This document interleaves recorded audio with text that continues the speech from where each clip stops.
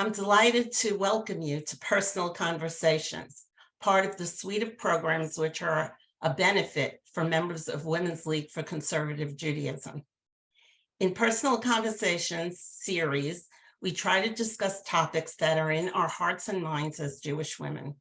It's not about national or world affairs, but about how we each live our lives. I'm Vivian Lieber, Chair of Personal Conversations for Women's League.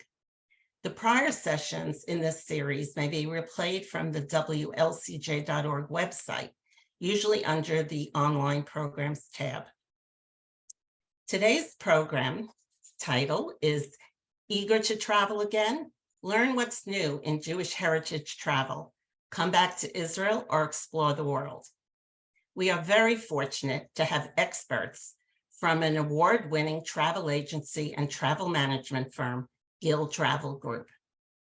The program will run for about an hour and a quarter and is being recorded. Karen Bolena, Women's League Member Relations Manager, is providing technical support. Thank you, Karen. In researching the program, I discovered and then contacted Gill Travel's president, Iris Hemi.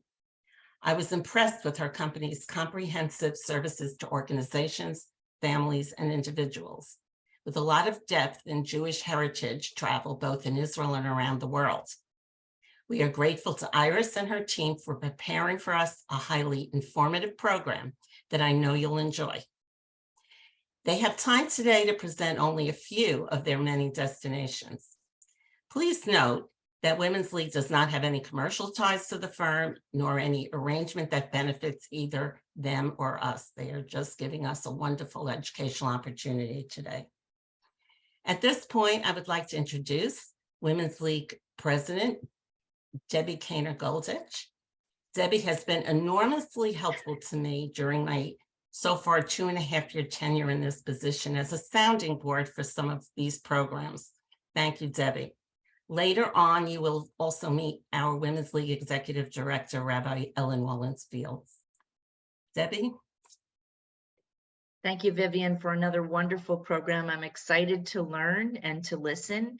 Many of you know that Rabbi Ellen and I just got back, I just got back from Germany, traveling to the seminary there, and Rabbi Ellen and I are now planning to go to Israel in February for the Conference of Presidents. So travel has opened up, and on behalf of Women's League, Rabbi Ellen and I are traveling again. And so I am excited to learn and to listen. I want to thank all of you for being here with us today, our very supportive membership. You always come out and show how much you care.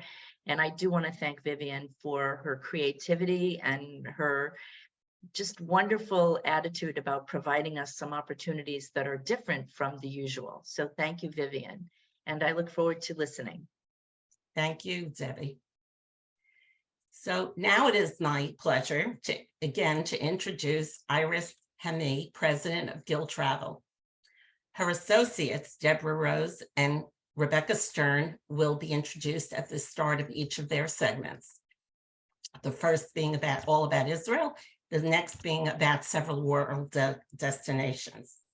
There'll be time at the end for questions from the audience, which we ask that you type into the chat box and send directly to me. You can find me by clicking on the arrow next to clicking on participants and searching for my name. Now, Iris, welcome. Iris Hemi is president of the Gill Travel Group, one of the largest travel management firms, sending people to Israel and on Jewish heritage trips or general travel around the world. She and her husband, Igal, who is the CEO, together founded and run the firm. With over 40 years of experience in the travel industry, Iris and her team craft travel experiences to meet specific needs and wishes, including, for example, those of seniors. Her company has won multiple awards, including from the State of Israel Bonds for extraordinary achievements promoting the State of Israel. They send 40,000 travelers around the world a year, and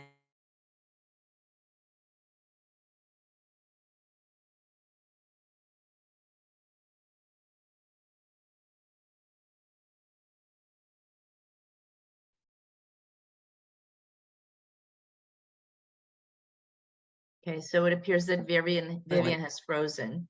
There you are. Vivian, you froze. I'll go back a little bit. Guild Travel Agency has offices in Philadelphia, which is headquarters, New York, Florida, and Israel. From her base in Philly, Iris often travels to Israel, where she also has family, and I believe she grew up not far from me on Long Island. Iris? You're Self. Okay, now I'm unmuted. So thank you, Vivian. And thank you very much for taking the time to be with the Guild Travel team. I'm Iris Hami, president of Guild Travel. So what an exciting reason to be in this meeting. Can you hear me? yes. Yes. Good. We can finally travel. We would all love to go back to Israel and other wonderful places. And I want to tell you that the possibilities are really endless. So Vivian kindly spoke a little bit about Debbie Rose, our Israel travel expert, and Rebecca Stern, our Jewish content specialist, and she will speak more about them. But before the two of them begin sharing their vast knowledge with you, I wanted to introduce you to the world of Guild Travel. So who is Guild Travel? Well, Guild Travel has been a vital part of the Israel and Jewish travel landscape actually for almost 50 years. Well, in the meantime, we've sent countless groups, individuals to Israel and international location. And as Vivian said, actually almost 40,000 participants every year. We feel very spectacular that we've been able to open up hearts and minds of Jews and non-Jews of all ages to new experiences, and we continue to be on the cutting edge of Jewish travel. Let me start by telling you our story. It started very small with a dream and a mission. It started with my husband, Yigal. In 1973, Yigal traveled to Israel, from Israel to Philadelphia to study textile production. His family worked in the textile business and he was planning to join them as soon as he finished studying. But as we all know, plans are often that, only plans. And his plans changed when history took a sudden turn, the Yom Kippur War. Just as he was adjusting to Philadelphia, the Yom Kippur War began. He was called to help and he traveled back to Israel with other Israeli students to serve in their army units. His experience during the war, however difficult, inspired him and he felt compelled to do something connected to his birthplace. He came back to Philadelphia with a new goal to serve his country some way. And as luck would have it, he got his chance. Yigal was approached by the Israel Tourism Board to encourage tourists to come to Israel. His country was suffering and tourism was down. It was a perfect opportunity for Yigal to give back to his country, a country that he had fought for during 2 wars. My husband had a new calling. And if you ever thought, why did we ever call our agency Guild Travel? Well, our son, Gail, was born that year. That was how Guild Travel was born. Our company was very small. During the day, Yigal went from synagogue to synagogue, asking rabbis to please bring their congregations to Israel. In the afternoon, he taught Hebrew school to the American children, and at night he studied. But his efforts paid off because he's a great salesman. I always told him you can sell snow in Iceland, but the truth is that it was not hard to sell Israel in 1974. Once people started traveling, the Jewish community really got behind and wanted to go and support Israel. And since those days in 1974, we have certainly grown beyond door-to-door synagogue. We work with, of course, synagogue from many parts of the country. We work with very prestigious Jewish organizations that you may have heard of. I'm sure you've heard of Taglit Birthrights. We've worked with them for 22 years, with Maccabi USA, with Friends of Magen David Adom, with Jewish federations. We work with many families who travel to Israel to celebrate a bar and bar mitzvah or a wedding. And of course, individuals and couples who just love to travel and love Israel. But we always remember our beginning, and we still have the same spirit and mission. In the 1990s, our company grew as Israel grew, and we realized that Israel was not the only important destination for Jewish travelers to learn about. It was time to broaden our knowledge of history and experience and the world through a Jewish lens. Guild Travel began to offer wonderful Jewish travel experiences elsewhere in the world. I would say that we expanded our definition of the Jewish story, learning about other international Jewish communities, traveling to communities that needed our assistance, such as Russia, Argentina, Cuba, thereby strengthening our clients' connection with the Jewish diaspora. One of the more emotional trips that I always remember are trips to Poland. Our travelers are exposed to one of the most difficult periods in Jewish history, the atrocities of the Holocaust. But then we bring them to Israel, and they head straight to the wall. We actually want to bring them on a night flight where they arrive at 5 o'clock in the morning and go straight to the wall. That's when they really feel connected to the land of Israel, and rightly so. As my good friend Susan, who was the president of her synagogue, once told me, it is necessary to understand the diaspora Jewish history and this Jewish story to better understand our Jewish homeland. So you should know that our trips are not just educational. They're emotional, they're memorable, and they're fun. So what countries do we go to? You can go back one, Karen. You can see from our list that we go to Eastern Europe, obviously Poland, but many other countries like Hungary, Czech Republic, Russia, when we can, etc. We're actually now assisting Ukraine immigrants to immigrate to Israel through the Jewish Agency programs. We go to Western Europe, Spain, France, Portugal, Greece, Turkey. Spain and Portugal have become, as well as Greece, have become very, very popular destinations for us. Of course, the Middle East, where Dubai is a very, very big one. Bahrain, Egypt, and Latin America, if you want a short trip, like Mexico, Panama, Cuba, and of course, Argentina and Brazil. So let's talk about a little bit about our team.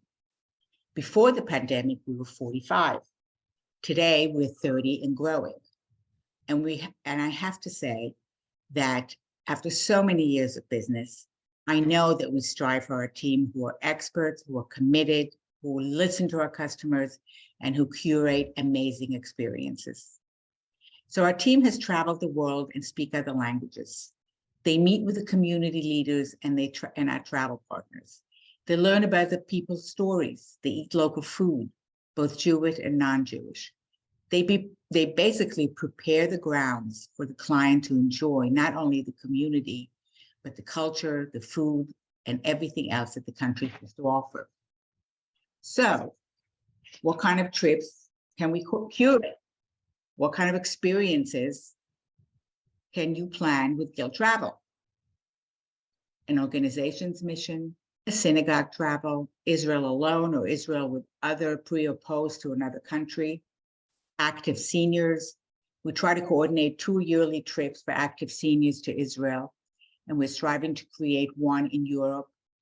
Family celebrations, obviously, high school trips, individual private trips, and organized group tours for those who want to go on an organized tour. So what can you expect in travel in 2023? You can go to the next slide. Well, after there was no travel for 2 years, there's now an amazing demand for travel. There are lots of new places opening and more in the works. The one negative to all that is the prices have definitely gone up. For hotels, for guides, the demand is much higher than the supply because many people left the tourism business during COVID and went to other fields. And so now we are scrapping to either bring them back or train new ones. And we shouldn't forget, even though we want to forget that COVID has sort of left us, it hasn't really left us. And it's definitely impacted the travel business. Travelers absolutely still need to be very careful in closed doors, in places where there are a lot of people. Should you wear a mask? That's up to you. But many times I have to say that at the airport, in the airplane, or in a closed restaurant in another country, I get to be more lax in Philadelphia. I'm not sure why, but I do wear one. And I think it's very important that you continuously check when you want to travel to a destination. What are their regulations for COVID? What do they demand? Do they want you to get insurance? Do they want you to show certain shot vaccines that you have taken? Don't take it lightly and just go to the destination and say, oh, it's going to be okay, COVID's over. It's not, but it is 90% better, and people are traveling. So what should we say about travel and COVID insurance? And we can talk about it more. You can ask questions. We've become so familiar with COVID insurance in the past, especially in 21, when people began to travel. We work with a very reputable company called RoamRight, but you can get insurance wherever you want. The reason we like to use RoamRight for our travelers is because we walk you through the steps. We know exactly what you need to get, and we follow up when there is an issue. And the other small caveat that should be important is that it's not only important when you buy insurance to buy insurance for the medical care, but remember that when you are with COVID and you have to stay 5 days or a week until you get positive results, you need extra rooms in a hotel. You may need to spend more money on your aircraft coming home. On the airplane ticket, you may need obviously more meals. So you really need to look at every step of the way in order to purchase the correct insurance. So that's really my story. I love what I do. People sometimes saying, oh, in my next life, I want to be you and travel all around the world. I love traveling, but this business is not an easy business. You see the end result. It's like putting a play, but we see all the little details that can go wrong before the play goes on. And when it is on, we take care of everything that is problematic. So I know that Vivian, thank you for letting me speak. It's best that you now introduce my wonderful teammates, Deborah and Rebecca. Okay, thank you so much, Iris. Pleasure. So I'd like to now introduce Rebecca Stern. Rebecca is Guild Travel's Jewish content specialist and liaison to Jewish Federation partners worldwide. Rebecca works with the team to infuse all its itineraries with Jewish subject matter where there is a request for that, with history, identity, personalities, and memorable experiences. She does this through research and a great deal of creativity. Rebecca originally comes from New York. She grew up here in New York and was part of USY and Camp Ramah. She holds a bachelor's degree from SUNY Stony Brook here in New York on Long Island, and a master's in social work from the Wurzweiler School of Social Work at Yeshiva U. For 21 years, Rebecca was the director of missions for the Jewish Agency, traveling throughout the world.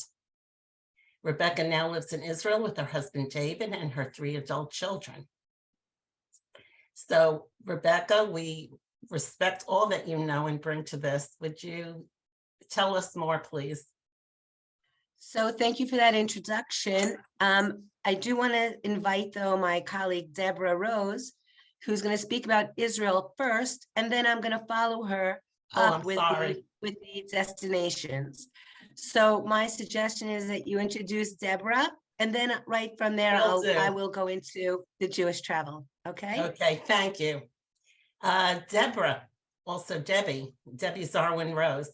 Debbie was born and raised in Philadelphia area, and earned a marketing degree from Syracuse University. After graduating, she moved to New York City to work in the real estate and Wall Street divisions of the UJA Federation. She met her husband, who was from New York, and together they moved to Philadelphia, where Debbie's family was. She worked in the women's division at the Jewish Federation until their twin sons were born. Eventually, she began working for an Israeli school in development, which brought her to Israel. Debbie met Iris and Igal of Gil Travel, and she slowly began planning Israel trips for people. Today, she's the Israel travel specialist who plans custom trips for Gil Travel's clients. Debbie and her husband, Jimmy, still live in the Philly area, and now her sons live in New York. They are members of Har Zion, a conservative synagogue in the suburbs of Philly, where she is a long-serving trustee.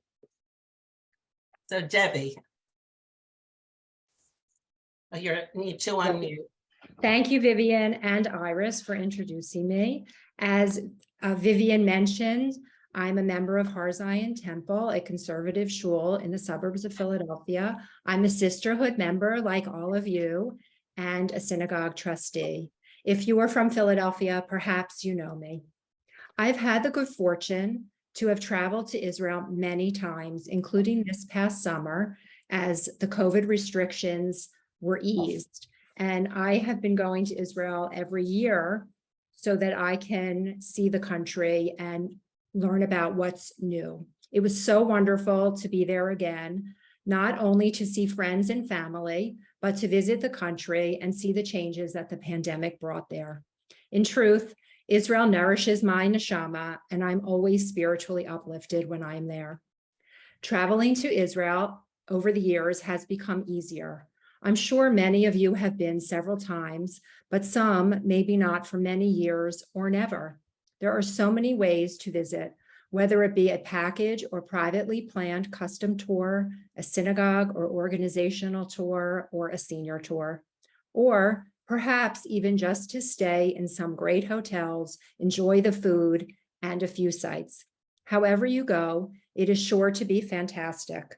Some people are often concerned about all the cobblestone streets in Israel. However, the country has become more accessible for those with mobility issues, with wheelchairs and canes, especially at the museums and other sites. And I often tell women who are traveling to Israel to leave their high heels at home. If you arrived there today, you would find shorter lines or none at all at customs. The arrival system is much simpler than it used to be. Even the taxi line is orderly, though people I work with are met by a driver to take them to their hotel. After the long flight, it is nice knowing someone is on the other end to greet you and say shalom. So come with me. You must be wondering what's new, and even to see those old familiar places. I promise you there is something for everyone, but a disclaimer, there are many more things to see and do than I'm going to show you. The possibilities are endless, and I could talk about Israel all day long. So let's begin our journey in Tel Aviv. Last spring, the Anu Museum opened. As a reference for those of you who have been to Israel, the museum is located in the building that was the Beit HaTefusot Museum, which was the museum that housed the models of the worldwide synagogues. Anu focuses on Jewish identity and appeals to people of all ages, including young children who I saw mesmerized by the hands-on computer exhibits and the cartoons with rap music. The art installation shown here of Invisible Women, Karen, the photo before, depicts the invisible women who supported men throughout history. Maybe I had intuition that I would be sharing this photo with a group of women, and that's why I took this photo, but it really spoke to me. It's an amazing art installation. Behind the vinyl dresses, to me, and perhaps even in this photo to you, it looks like dry cleaning plastic. There are little squares with women's names on them. In earlier times, women were excluded from the public domain and their role confined to the private domain of the family. So I thought this was a fantastic art installation. There are also memorabilia donated by Ruth Bader Ginsburg. There's a section, Karen, the next slide. Thank you. A section about Jewish people in Hollywood with Steven Spielberg's E.T. and even a Statue of Liberty menorah. It's quite beautiful in person, the menorah. I had a 45-minute private overview there, and then I went back to the beginning to start all over. I was there for 3 hours. There is so much to see and learn. Tel Aviv has gone through many changes. There is a lot of construction everywhere. There is a new train from Tel Aviv to Jerusalem.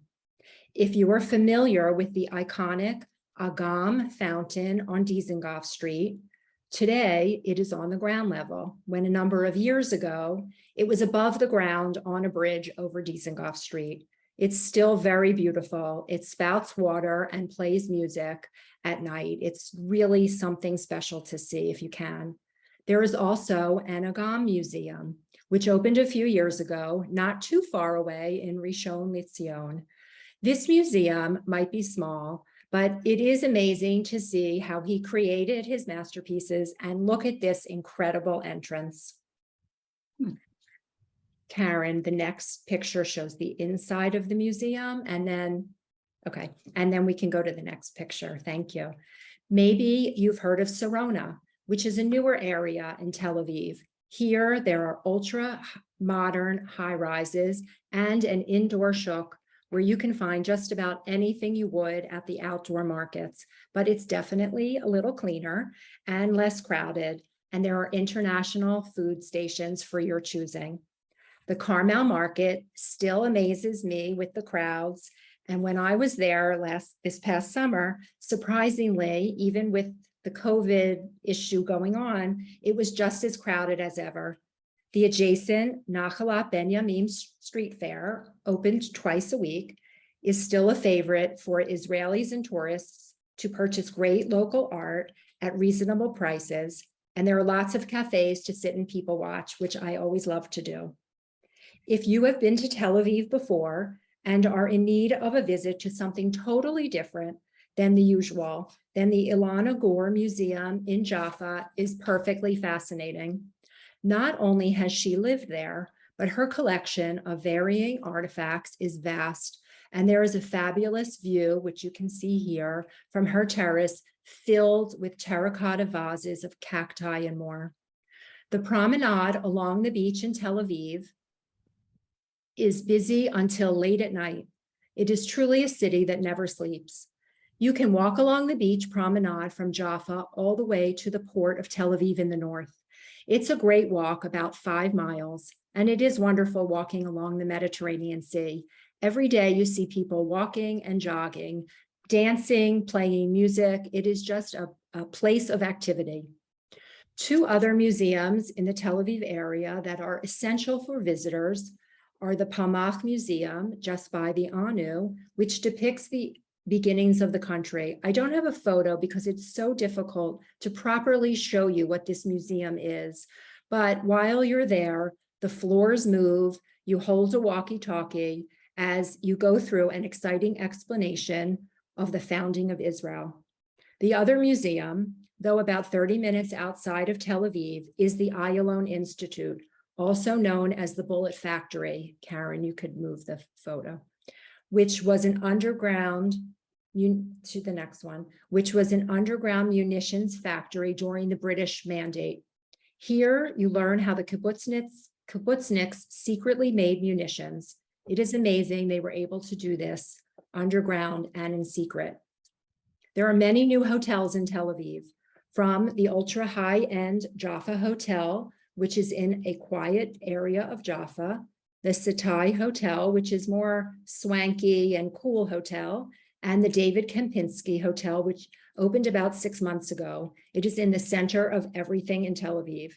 Additionally, there are new boutique hotels like the Brown Beach, which is across the street from the Kempinski, the Market House in Jaffa, and the Vera in the Neve Tzedek neighborhood. There really is a hotel for everyone's needs and budgets. And the food seems to get better each year, from the amazing buffet breakfasts to specialty restaurants with all sorts of international cuisine. Of course, all the hotels offer kosher food as well as many restaurants in the area. Excuse me. The larger hotels also offer a Shabbat dinner buffet. Not far from Tel Aviv, also for those who are looking for something a little different, is the Pool of Arches in Ramleh. Karen, you can move the photo, please. And another. That's the Bullet Factory, and this is the Pool of Arches. I visited there a few years ago and had a short canoe ride. It's really something very interesting. It's right under the street, all that water. Along the coast, the familiar stops are still there. Caesarea, and if you've never been to Apollonia, it is worth the visit. You can move the slide. It's on the coast near Netanya, atop the cliffs with spectacular views of the sea, and you can keep moving. And of course, Rosh Hanigra, the Blue Grotto, that is beautiful, and the view of the coastline is equally fabulous, right up at the Lebanese border. The hotels in the north have also changed. Not only are there beautiful kibbutzim to stay at, but also five-star spas with a country atmosphere, such as Mitzpah Hayamim, which was fully renovated over the past few years. It has a dairy and a meat restaurant. And the Satai Hotel on the Sea of Galilee, it's just gorgeous.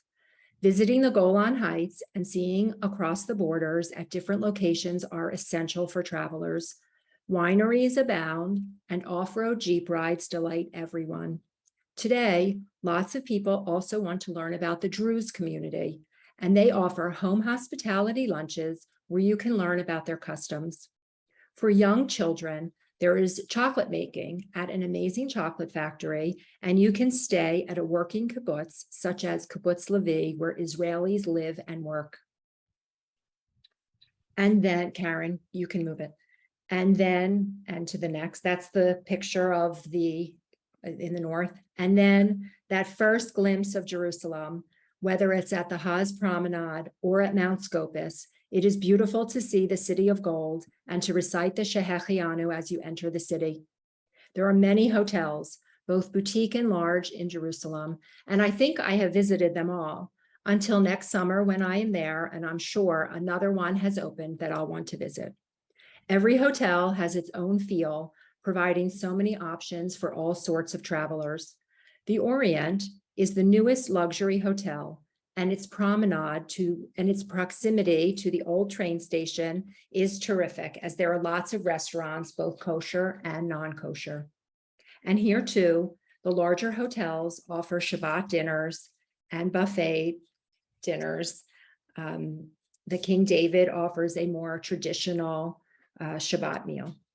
Ben Yehuda Street, shown here, and the area surrounding it has new shops, and adjacent to Ben Yehuda is Yoel Solomon with very high-end stores. If you like music and guitars, there is a music museum not far from Ben Yehuda Street with all sorts of guitars from ancient to modern. The nearby Mamilla Outdoor Pedestrian Mall leads up to the Jaffa Gate. That's the Mamilla at night. And then the next photo is the Jaffa Gate. There are lots of restaurants and shops, including, for those of you in the know, the Aroma coffee shop and a Golda ice cream shop. Walking from the Jaffa Gate to the Western Wall has also seen changes. The square at the Horvath Synagogue and the walkway near there are expanding. The Cardo still has wonderful shops, and at the steps, just where you get your first view of the wall, an elevator is being built, which will make the entire area more accessible for those who need assistance. I'm hopeful that next summer, when I visit, that it will be open. For some, you might think, why would I go to the Western Wall tunnels? I've been there so many times. However, I go every year because, amazingly, every time there is a new excavation, and it's very exciting. This year, when I visited, I was shocked to see this small, beautiful synagogue had been erected underground with an incredibly beautiful golden pomegranate arch. This space can be used for private services, and some people may have even, can you go backwards, please? Keep going backwards and one more backwards. Thank you. I don't know, one no, to the underground synagogue, the next photo. I don't know about you, but that sounds exciting, just to be there in that beautiful underground space with thousands of years of history echoing around you. While we are on the topic of synagogues, perhaps you know Rabbi Chaya Baker, one of the female Masorti rabbis in Israel. She is the rabbi at remote Zion in the French Hill neighborhood of Jerusalem. Not only is she lovely, but she loves visitors from the United States. I've had the opportunity to visit the synagogue, and she has been to my synagogue here in Philadelphia as well.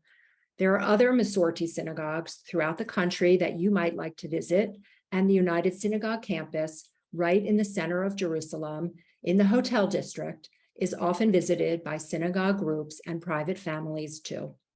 The Begin Heritage Museum is fairly new. You walk through Begin's home and learn about his life visually by seeing the rooms as they were during his lifetime. It's a very interesting way to learn about somebody rather than just looking at paintings. And next year, or maybe the following year, the Museum of Tolerance will finally open. Karen, you can change the picture. It has been under construction for many years. A few summers ago, I had a hard hat tour when the museum looked like this. It was only in its framing stages with some glass. And then this summer, I went to see it, though not inside. Today, it stands out as the most modern building in Jerusalem and will be able to host indoor and outdoor events. The amphitheater type entrance can also be used for events. I can't wait to finally see it, and I hope you'll get to as well eventually.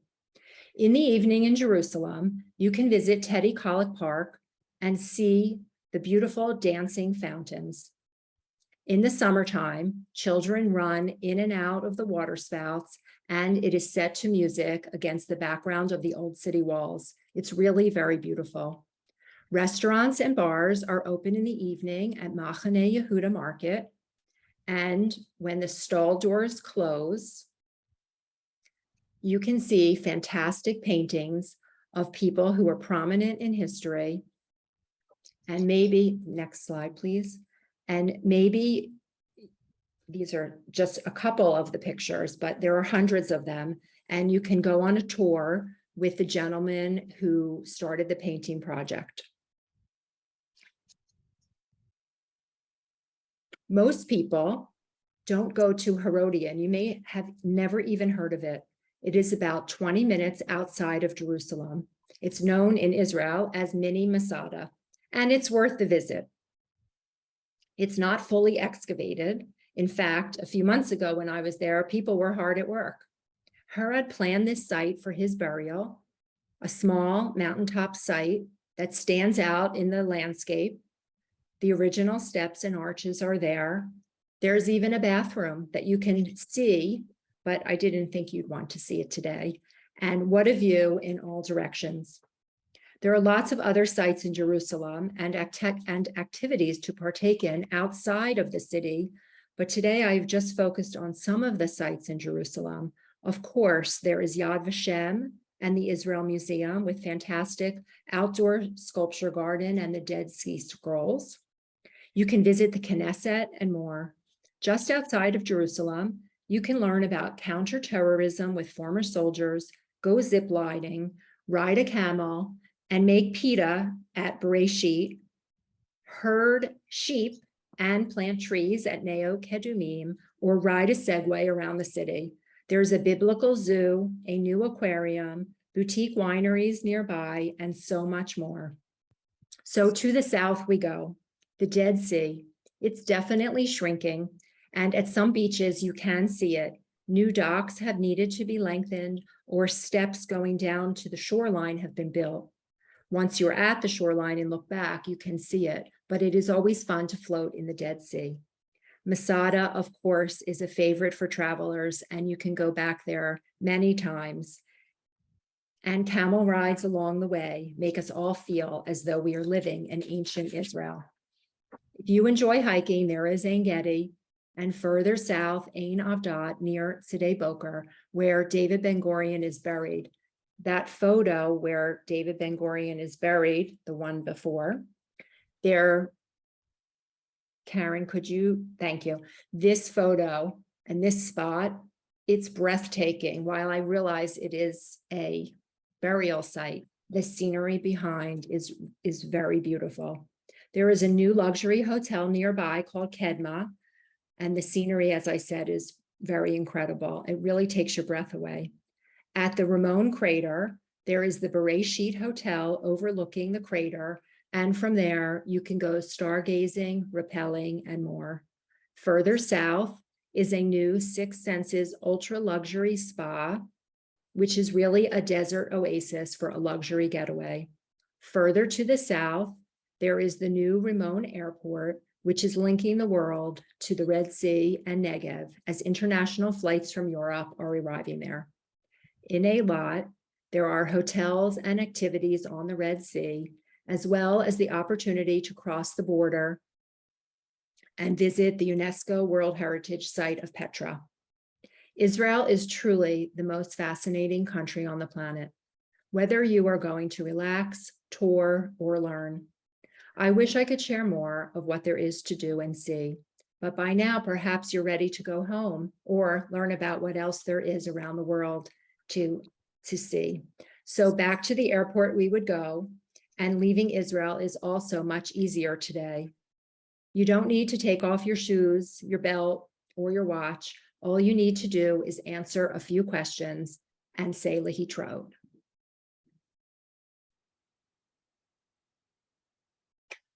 Thank you, Debbie. Thank you. That was wonderful. You're welcome. No matter how many times you've been to Israel, I think we've all learned something more. So Thank now let's go to Rebecca Stern, who I apologize that I reversed order, but again, Rebecca is the Jewish content specialist for all kinds of worldwide trips. And again, everyone any questions, you can even now put them in chat or do so later, and we'll get to you after her presentation. Rebecca?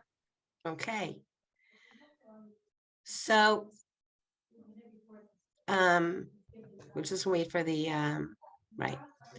I seem to have the unlucky draw of going after Debbie's presentation of Israel, the pinnacle of 3,500 years of Jewish history. And I have the task of describing the remnants of 2,000 years of Jewish history when our people lived in the diaspora, where we were faced with many challenges, persecutions, inquisitions, the Holocaust, to mention but a few. Tragedies there were, but also there were triumphs. Every place that you will visit will remind you of the power of community and the enduring strength of the Jewish peoplehood of which we are all a part. Every place that you will visit, you will see evidence of the leadership, persistence, and perhaps divine inspiration that helped us to survive in the face of all odds.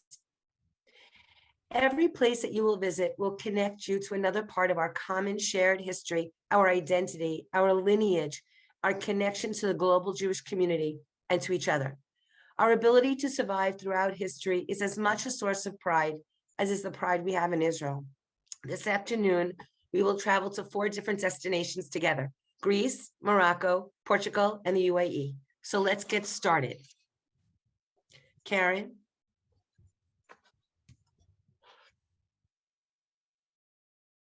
To the next slide, please.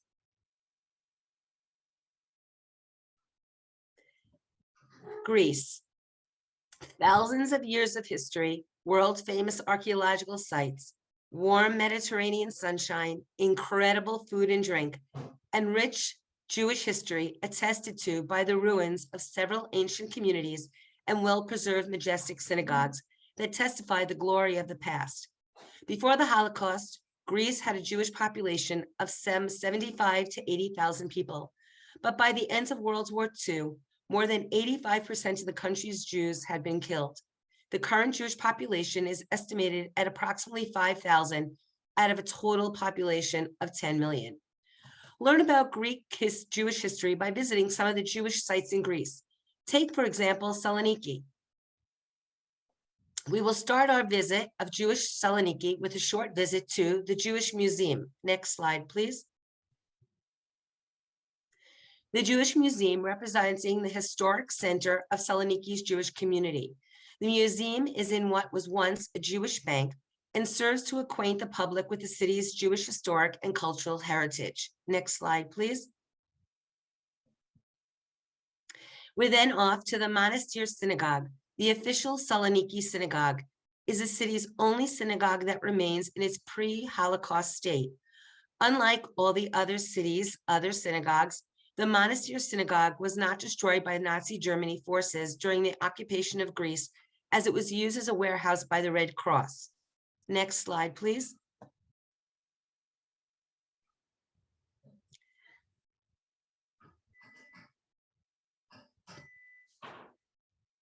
The Jewish Holocaust Memorial was established in remembrance of the 50,000 Greek Jews exterminated at Nazi concentration camps located at Freedom Square, nowadays transformed into a parking lot. Next slide, please.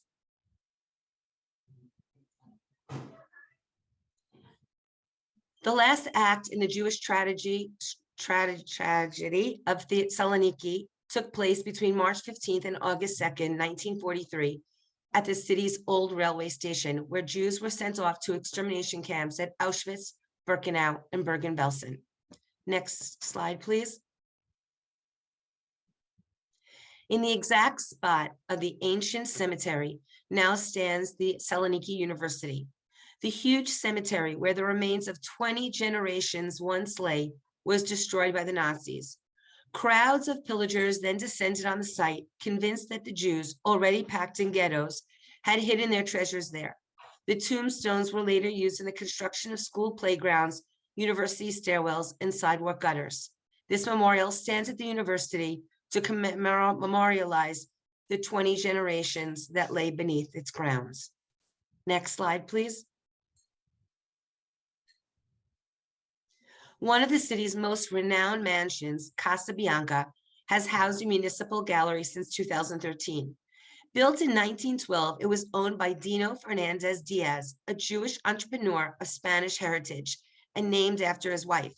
This building is not only famous for its unique architectural style, but also because it is a location where a romance developed between Alini, the owner's daughter, and a Greek army second lieutenant. The couple discarded the era's social and religious taboos, married, and survived the Holocaust. Next, we're going to travel to Morocco. Next slide, please. Morocco is a country drenched in color and brimming with mystery, with its whitewashed seaside towns, green valleys, red mountain backgrounds, blue streets, orange rugs, and rainbow-colored spices. Next slide, please. Next slide, please. The minute your feet touch Moroccan soil, you will breathe in a slower, wonderfully relaxed pace of life. Yet in one day, thanks to its diverse geography, you can experience ancient ruins, snow-capped mountains, and the sand dunes of the Sahara. A journey to Morocco's imperial cities all played a crucial role in Morocco's history, offering authenticity, mystique, and passion. Morocco is a rarity in the Arab world, boasting a long and rich history of Arab-Jewish coexistence. At its peak, over 250,000 Jews lived in Morocco.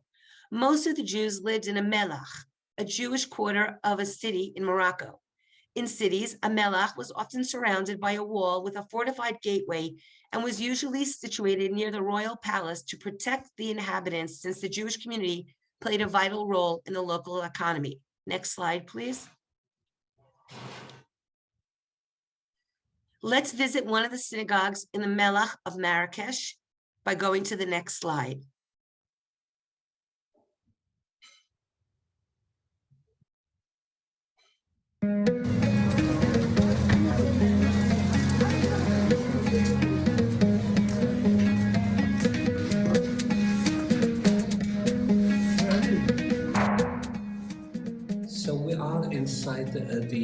Slat al-Azzama synagogue, the oldest synagogue in town that was built during the 16th century, mainly by the Jews that left Spain, the Sephardic Jews that were forced to leave Spain during the end of the 15th century and beginning of the 16th century.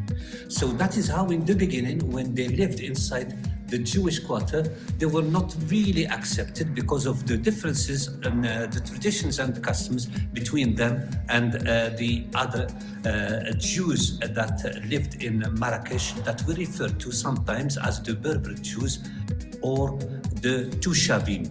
So there was a conflict between the Tushavim way of life and the Megorashim, which refers to the Sephardic Jews.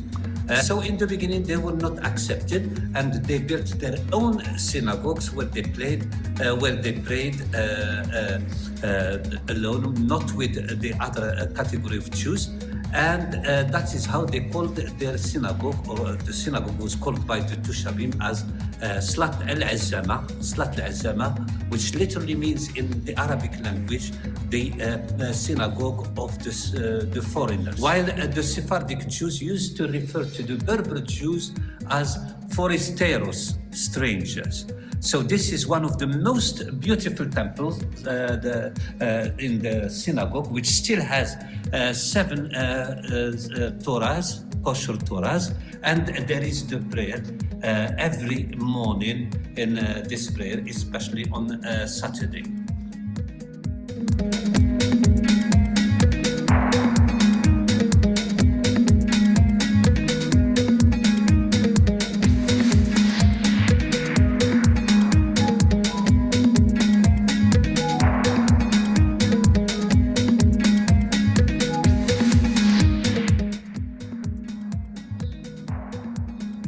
So this is one of the most interesting Talmud Torah schools in Morocco.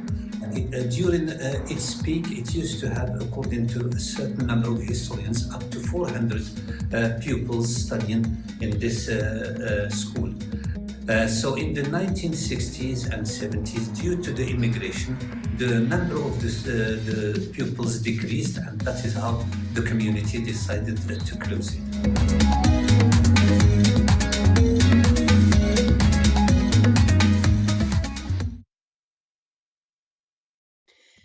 Today, only 3,000 Jews remain, a third of whom reside in Casablanca. Regardless of the shrinking Jewish population, King Mohammed VI, revered and respected by Moroccan citizens, is working hard to revive Jewish heritage in Morocco, and Casablanca is home to the only Jewish museum in the Arab world. On December 22nd, 2020, the Israel-Morocco Normalization Agreement was signed, pledging to quickly begin direct flights, promote economic cooperation, reopen liaison offices, and move towards full diplomatic, peaceful, and friendly relations. Morocco became the 6th Arab League country to normalize ties with Israel. Our next stop on our worldwide tour will be Portugal. It's believed that the first Jewish people arrived in Portugal 2,000 years ago after the destruction of the Second Temple in Jerusalem.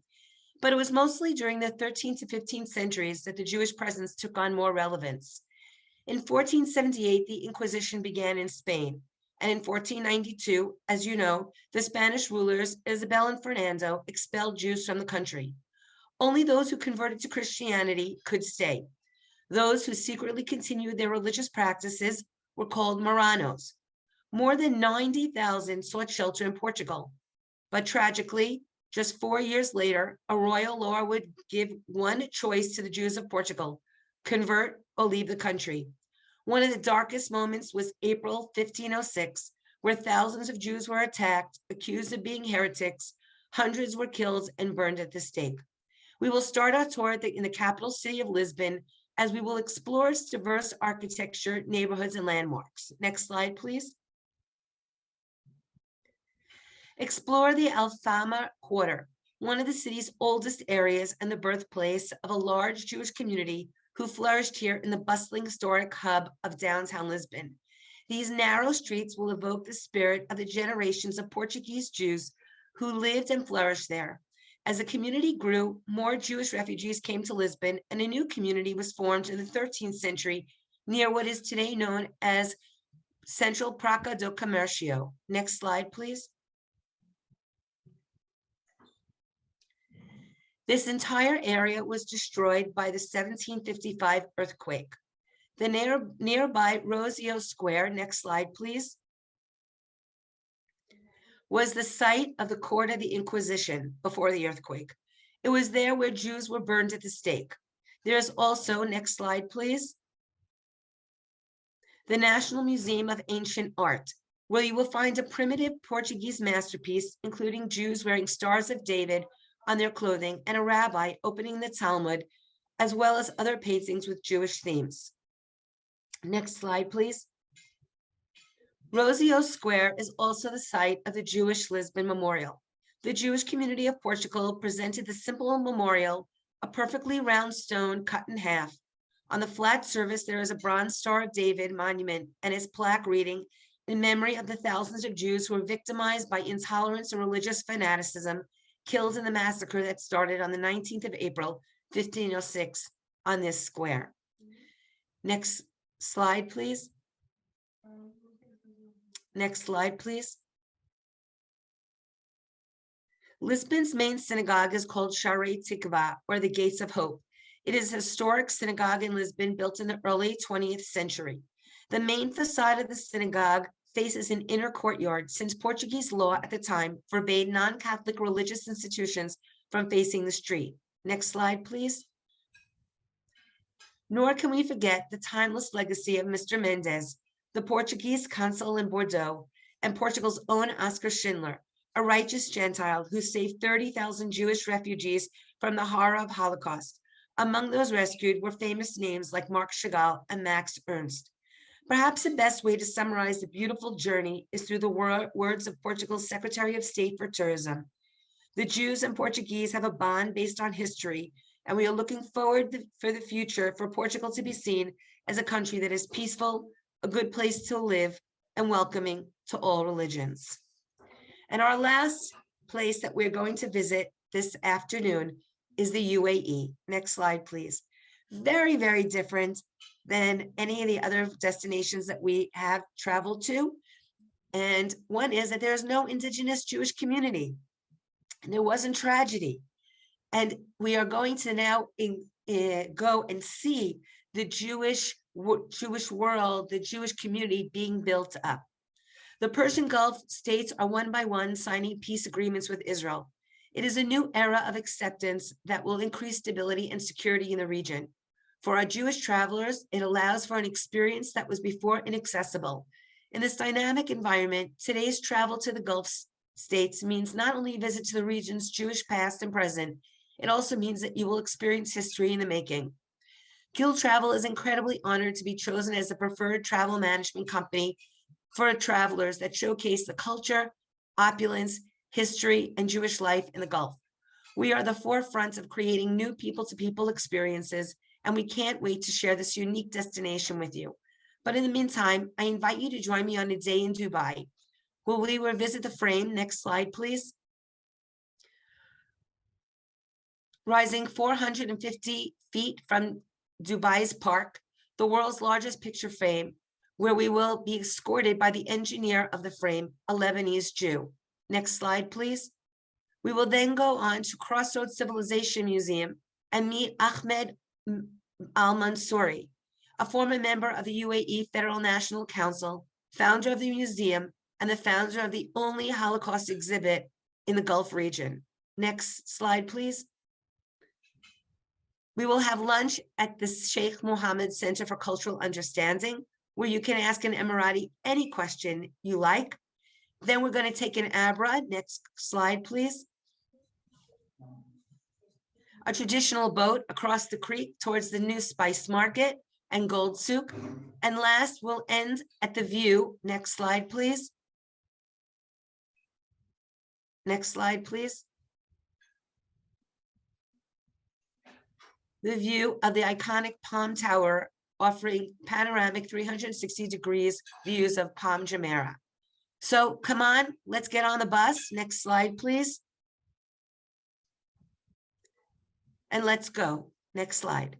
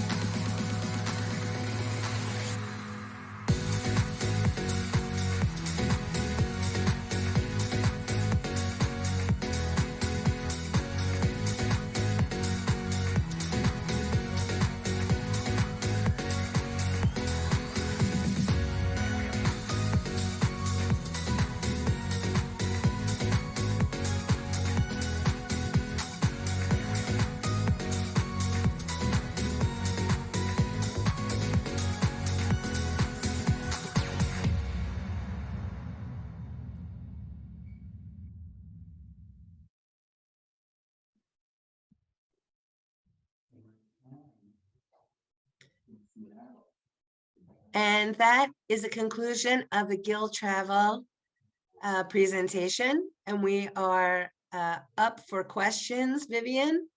Yes, wow, that was fantastic. I felt like I was there. Thank you so much to each of you, Iris and Rebecca and Debbie, for your presentations. I have one question from the audience so far that asks about organizing one's own group for a trip, let's say to Israel. What do you suggest in terms of how many people, when to get started, and is that economical way of proceeding? Your Iris, unmute. Okay, so let me just, of course, it really depends on the size of the group and the kind of the group it is. Is it are we talking about a women's group, 50s, 60s? Are we talking about a mixed group of couples? Are we talking Let about me ask, family group? let me ask the person Amy, who asked the question. You can unmute yourself, Amy, and clarify what your question is, please.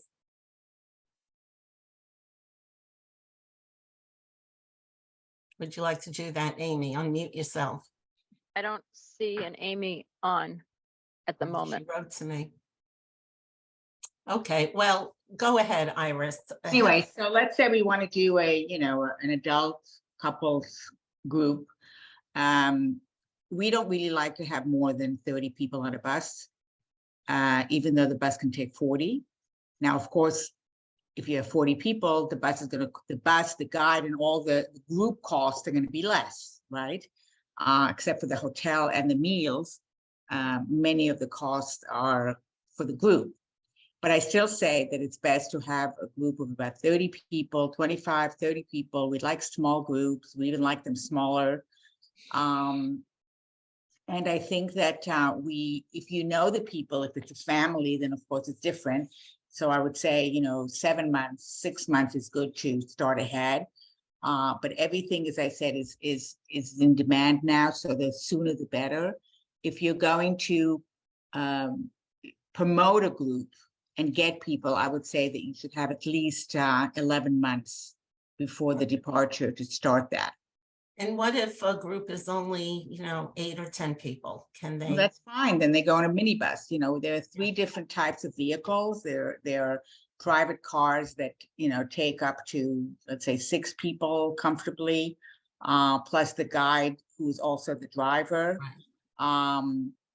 Then there's, there are minibuses that take up to 17, but we don't like it to be more than 10 because this way you can put the luggage and stuff, to. Then there are very few small buses of 28 people. And then the majority of the buses are 40 people, plus the guide, plus the driver. Okay. Well, someone else was asking about the average cost to be a member of the group. I guess there are too many variables. Would you encourage anyone who's viewing today to get in touch with you with their individual? Yeah, they should probably get in touch with, if they're going to Israel, they should get in touch with Debbie. And there's her email I see was on the last slide. And she can really direct you. If she feels that she needs more of the team, then she will go to them. Okay, we can reshare that. If anyone needs their contact information, contact me, vleber@wlcj.org, VLEBER. Vivian, maybe Iris and Debbie and Rebecca can put their contact information in the chat, and then the women can get that off the chat. That would be helpful. Thank you. I'll do that too. I want to thank you all. It was fantastic. We do have a couple of minutes. If you'll hang with us another 3-4 minutes to wrap up. I just want to thank you again for this fantastic presentation. Very informative, very valuable to us, and we're so grateful for your time and expertise. I know there are many other itineraries you have to offer, and people should, as you said, plan ahead, certainly compare and different programs and get their information. In a few days, as you heard, we'll have this information this recording up to share. And I want to let you to know too that we have our next personal conversations on Thursday, January 19th at 7:30 p.m. And the topic will be, you'll see the announcement shortly. With that, I want to call on Rabbi Ellen Wallens-Fields, our executive director, to kind of give us her perspective, her thoughts about what's been presented and in closing. And again, our deepest thanks. Thank you so much to our three presenters, and also to Vivian and to our staff members, Karen and Isabel, who have been helping with our visuals. So thank you so much. I hope personal privilege. I thought of a question as you were just asking and wrapping up questions. If I could just ask, and then I'll tell you my closing remarks. Just curious if you all help people make their own individual flights, because sometimes, so for example, I know someone who's waiting for her daughter to be inducted into the Army, and they don't tell you exactly when that ceremony is going to be, so you don't always know when your tickets are supposed to be, and they need flexibility in changing. Do you help individuals Yes, with we their actually- travel tickets? We actually have an air department of 4 people who are very, very well connected and experienced. So yes, absolutely. I would great. suggest- yeah. Okay. Good to know. So thank you so much. As one who loves to travel, and it's a huge honor and privilege to travel with Debbie to represent Women's League for Conservative Judaism when we go to Israel. And I can tell you that when we go, our trips are not like that, because we get on a bus, we go to a meeting, we get on the bus, we go to a meeting, and those meetings start at like 6 in the morning and end about 10 o'clock at night. And most of the country we don't see. We might drive through it. There are days that we go from the south to the north in one day and we just zip right through. But still, it's going to be great to be able to travel to Israel in February. And I count the days. I was trying to just now. I think it's about whatever. It's more than the Sfirat HaOmer. It's not 7 weeks. It's more than that, but it's really quite amazing. So I always Right. try to frame whatever I'm doing and teaching in terms of Parshat HaShavua, the weekly Torah portion. And this week's Torah portion speaks directly to this topic of Parshat Vayetze. It's Jacob's dream. He's sleeping, and he says, if you read my weekly Words of Torah this week, he hits his head, and it's like the V8 commercial. I wish I had a V8. Like, Achen yesh Hashem b'makom hazeh v'ani lo yadati. God is surely in this place, and I didn't know. And then the next verse, that's verse 16 of chapter 28 of Bereshit, Genesis. And then in the very next verse, in verse 17, it says, Mano ra hamakom hazeh. How awesome is this place? Ein zeh ki im beit Adonai v'zeh sha'ar hashamayim. This is none other than the abode of God, and that is the gateway to heaven. And I hope that in everything we do, especially when we travel and journeying out, that wherever we go and all the people we see God's presence in that place. We see God's presence in the people we travel with. We see God's presence in how we behave, how we speak, how we interact. And that's my wish for everyone, that when we travel, we can truly say, Mana Nora Hamakom Hazeh. How awesome is this place, and how wonderful it is to see God's presence in this place, no matter where we travel. And that when we do travel, we travel in good health and happiness. So Toda Rabah to everybody. And Thank you very much. hugely inspirational. And Shabbat Shalom. And Vivian, again, a wonderful program as always. Thank you to everyone from Guild Travel and everyone who participated today, and to you, Rabbi, and to Debbie.